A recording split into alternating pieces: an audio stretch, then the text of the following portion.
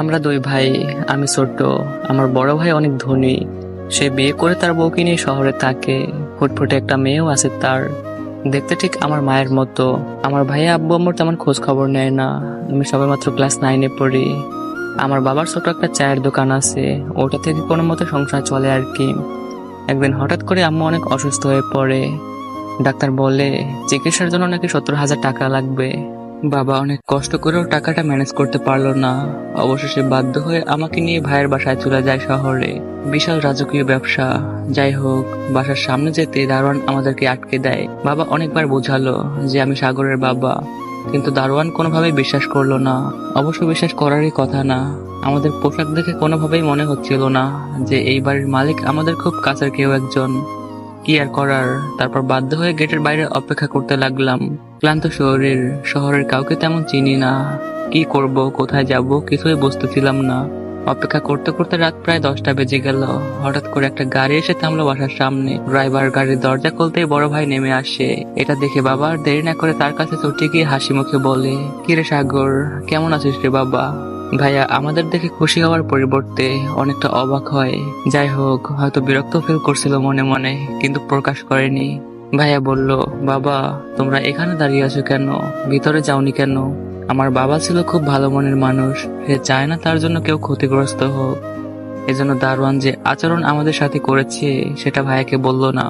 বাবা বলল, আরে বোকা, আমরা এইমাত্র এসেছি, চল ভিতরে চল।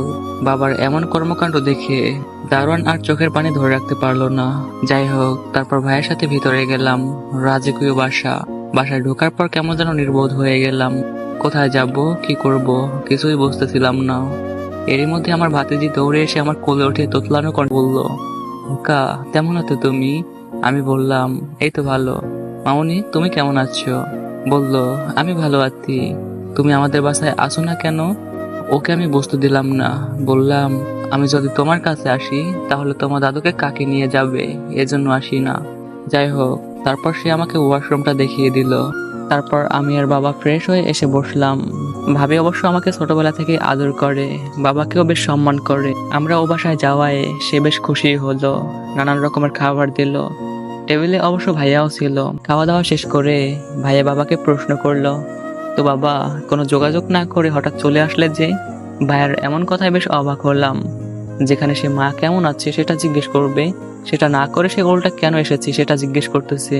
যাই হোক, বাবা হাসি মুখে উত্তর দিল, আসলে বাবা, তোর মায়ের শরীরটা বেশি ভালো না। ডাক্তার বলছে চিকিৎসার জন্য নাকি 70,000 টাকা লাগবে। অনেক কষ্ট করেও কোথাও টাকা ম্যানেজ করতে পারিনি, এজন্য তোর কাছে আসলাম। যদি তুই একটু ম্যানেজ করে দিতি তাহলে তোর মায়ের চিকিৎসাটা করাতে পারতাম। ভাইয়া বলল, আসলে বাবা, কিভাবে যে কথাটা বলি, আমার হাতে যে টাকা ছিল সব টাকা আমি কিছুদিন আগেই ব্যবসায় ইনভেস্ট করে ফেলেছি। এখন হাতটা পুরো ফাঁকা আছে। আমাদের চলতে কষ্ট হয়। আমার হাতে 6-7 মাস আগে ছাড়া টাকা আসবে না। তোমরা দেখো না অন্য কোনোভাবে ম্যানেজ করতে পারো কিনা।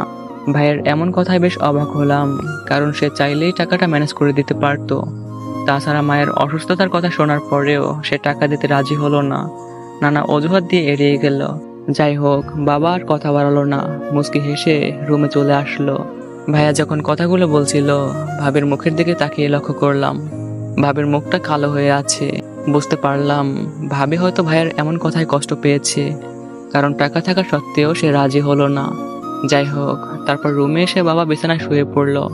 বাবার মুখটা বেশ মলিন দেখাচ্ছে।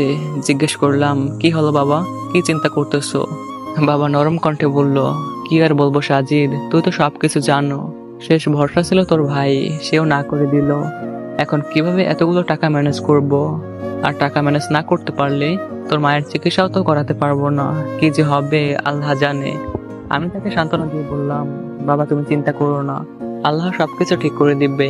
এটা বলে আমি শুয়ে পড়লাম। অবশ্য মায়ের চিন্তায় দু চোখের পাতা এক করতে পারিনি। রাত প্রায় 3টা, তখনও দু চোখের পাতা এক করতে পারিনি, কিন্তু ঘুমের অভিনয় করে বসে আছি।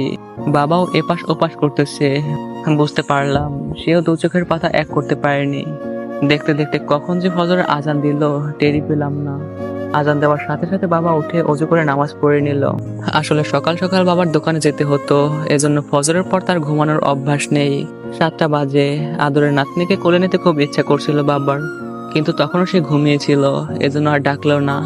ভাইয়াকে ডেকে বলল, সাগর তাহলে আমরা আসি রে, তোরা ভালো থাকিস, আর পারলে আমাদের বাসায় বেড়াতে যাস। ভাইয়া বলল, সে কি, এত সকালে কোথায় যাচ্ছ, নাস্তা করে যাও। বাবা মুচকি হেসে বলল, না রে বাবা, তাহলে গাড়ি মিস হয়ে যাবে। এটা বলে আমরা বাসা থেকে বের হয়ে গেলাম। রাস্তায় হাঁটতে হাঁটতে বাবা নিচু কণ্ঠে বলল, সাজিদ, আজকে তোর ভাই যে অপমানটা করলো, তোর ভাই যে আচরণটা করলো, তুই পারবি না বড় হয়ে এর প্রতিশোধ নিতে? পারবি না বড় হয়ে তোর ভাইয়ের থেকে ভালো পজিশনে যেতে? পারবি না তোর বাবাকে সম্মানিত করতে? কিছু চিন্তা না করে আমিও বলে দিলাম, হ্যাঁ বাবা, তুমি চিন্তা করো না, দেখবা তোমার ছোট ছেলেও একদিন অনেক বড় হবে। তো গাইস, এটা ছিল প্রথম পার্ট। দ্বিতীয় পার্ট ইউটিউবে আপলোড করা আছে, তোমরা চাইলে দেখে আসতে পারো। তো টিকটকের বায়ো থেকে এখনই যাও আর সম্পূর্ণ গল্প এনজয় করো। আল্লাহ হাফেজ।